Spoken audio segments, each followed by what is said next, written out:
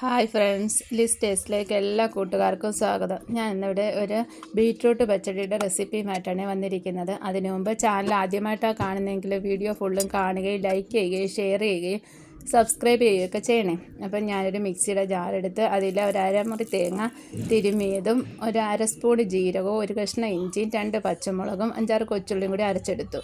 ഇനി അതിനകത്തോട്ട് ഒരു 1/4 സ്പൂണ് കടുകും കൂടി ചേർത്ത് ഒന്നുകൂടെ അരച്ചെടുക്കുന്നുണ്ട്. ഇനി ഈ അരച്ചെടുത്ത അരപ്പ് നമുക്ക് നന്നായിട്ട് അരച്ചിട്ട് മാറ്റി വെക്കാം. ഇനി ഒരു പാൻ അടുപ്പത്ത് വെക്കുന്നുണ്ട്. ഈ പാനിലേക്ക് ഒരു ചെറിയ ബീറ്റ്റൂട്ട് അരിഞ്ഞെടുത്തത് അല്പം ഉപ്പും വെള്ളവും കൂടെ ചേർത്ത് വേവിക്കാൻ വെക്കാം.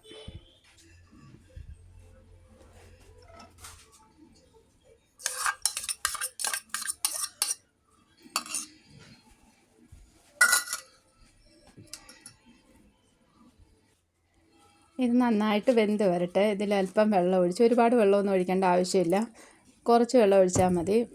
ഉപ്പും കൂടെ ഇട്ട് നമുക്ക് വേവിക്കാൻ വെക്കാം.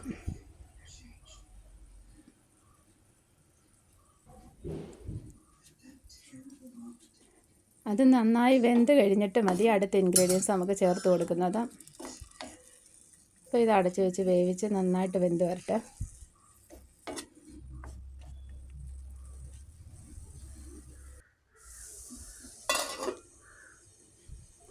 ഒരു 2-3 മിനിറ്റൊക്കെ ആകുമ്പോഴത്തേക്കിന് വെന്ത് വരും. ഒന്ന് ഇളക്കി കൊടുത്ത് വെന്തോന്ന് നോക്കിയിട്ട് അതിൻ്റെ അകത്ത് വെള്ളമൊക്കെ ഒന്ന് പറ്റുന്ന നമുക്ക് നോക്കാം. അതിന് ശേഷം അരച്ച് വെച്ചിരിക്കുന്ന അരപ്പ് അതിലേക്ക് ഇട്ട് കൊടുത്ത് നന്നായിട്ട് മിക്സ് ചെയ്യാം. അത് നന്നായിട്ട് മിക്സ് ചെയ്ത് നല്ല ഫ്ലെയിമിൽ ചൂടാവണം. അരപ്പ് നന്നായിട്ടൊന്ന് ചൂടായി വരുന്നത് വരെ നമുക്ക് ഇളക്കി കൊടുക്കാം. അരപ്പൊക്കെ നന്നായിട്ട് മിക്സ് ആയതിന് ശേഷം നമുക്ക് ഫ്ലെയിം ഓഫ് ചെയ്ത് കൊടുക്കാം. ഓഫ് ചെയ്ത് കൊടുത്തിട്ട് തൈര് അതിലേക്ക് ഒഴിച്ചു കൊടുക്കാം. തൈരും ആ ബീറ്റ്റൂട്ടും അരപ്പും എല്ലാം കൂടെ നന്നായിട്ട് ഒന്ന് മിക്സ് ചെയ്ത് കൊടുക്കാം. നന്നായിട്ട് മിക്സ് ചെയ്തിട്ട് അത് നമുക്ക് മാറ്റി വെക്കാം. ഇപ്പം എന്താ, ഞാൻ നന്നായിട്ട് മിക്സ് ചെയ്തു. ഇനി ഇത് മാറ്റി വെക്കുക. ഇനി ഇതിലേക്ക് താളിക്കാനുള്ള വേണ്ടി കടുക് പൊട്ടിക്കാം നമുക്ക്. അതിനായി പാൻ അടുപ്പത്ത് വെച്ച് അതിലേക്ക് എണ്ണ ഒഴിച്ചു കൊടുത്തിട്ടുണ്ട്. ഇനി എണ്ണ നന്നായി ചൂടാകുമ്പോൾ അതിലേക്ക് കടുക് ഇട്ട് കൊടുക്കാം. ഈ കടുക് നന്നായിട്ട് ഇനി പൊട്ടി വരട്ടെ. കടുക് നന്നായിട്ട് പൊട്ടി കഴിയുമ്പോൾ അതിലേക്ക് അരിഞ്ഞു വെച്ചിരിക്കുന്ന കൊച്ചുള്ളി ഇട്ട് കൊടുക്കാം.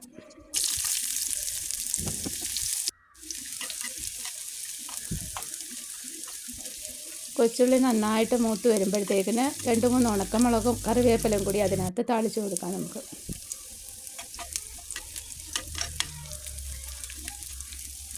ഇതെല്ലാം നന്നായിട്ട് മൂത്ത് വന്നു കഴിഞ്ഞാൽ പിന്നെ ഫ്ലെയിം ഓഫ് ചെയ്തിട്ട് നമുക്ക് അത് നമ്മുടെ പച്ചടിയിലോട്ട് ഒഴിച്ചു കൊടുക്കാം.